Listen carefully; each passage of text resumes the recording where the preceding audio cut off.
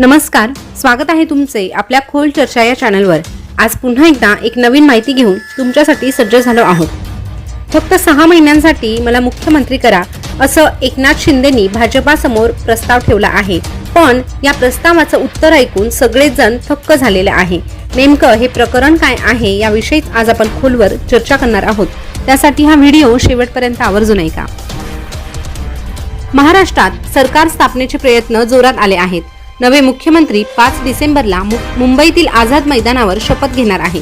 मुख्यमंत्री कोण होणार याबाबत अद्याप निर्णय झालेला नाही। मात्र मुख्यमंत्री भाजपाचेच होणार हे स्पष्ट झालं आहे। बुधवारी म्हणजेच आज महाराष्ट्रातील भाजप विधिमंडळ पक्षाची बैठक आहे। केंद्रीय निरीक्षकांसमोर सर्व आमदार आपला नेता निवडतील। हा नेता महाराष्ट्राचा पुढचा मुख्यमंत्री असेल। आझाद मैदानावर होणाऱ्या शपथविधी सोहळ्याची तयारी जोरात सुरू आहे। आता एक नवी माहिती समोर येत आहे की शिवसेना नेते एकनाथ शिंदे यांनी भाजपकडे 6 महिन्यांसाठी मुख्यमंत्री करण्याची मागणी केली होती। मात्र भाजपने त्यांची मागणी फेटाळून लावली।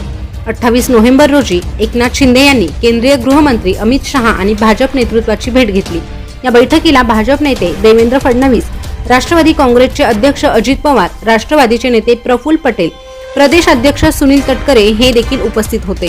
भाजपच्या एका ज्येष्ठ नेत्याच्या हवाल्याने म्हटलं आहे की एकनाथ शिंदे यांनी भाजप नेतृत्वाला 6 महिन्यांसाठी मुख्यमंत्री बनवण्याचा प्रस्ताव दिला होता। संपूर्ण कार्यकाळासाठी मुख्यमंत्री पद देणे शक्य नसेल तर सुरुवातीच्या 6 महिन्यांसाठी हे पद द्यावे असे देखील ते म्हणाले आहे। पण शिंदे यांचा प्रस्ताव भाजप नेतृत्वाने चर्चेदरम्यान फेटाळून लावला। यामुळे चुकीचे उदाहरण समोर येईल असे भाजपने म्हटले आहे। हा चुकीचा निर्णय असून त्याचा प्रशासनावरही विपरीत परिणाम होईल। भाजप नेतृत्वाने सांगितले की 6 महिन्यांसाठी मुख्यमंत्री नेमण्याची व्यवस्था नाही आणि त्यामुळे भाजपचे उत्तर ऐकून शिंदे अवाक झाले आहेत। शिंदे यांनी त्यांना विधानसभा निवडणुकीपूर्वी दिलेल्या कथित आश्वासनाची आठवण करून दिली, ज्यामध्ये बहुमत मिळाले तर मुख्यमंत्री राहतील असे म्हटले होते। मात्र भाजपने पक्षाला जवळपास बहुमत मिळाल्याचे सांगितले। अशा स्थितीत मुख्यमंत्री पद देणे चुकीचे आहे।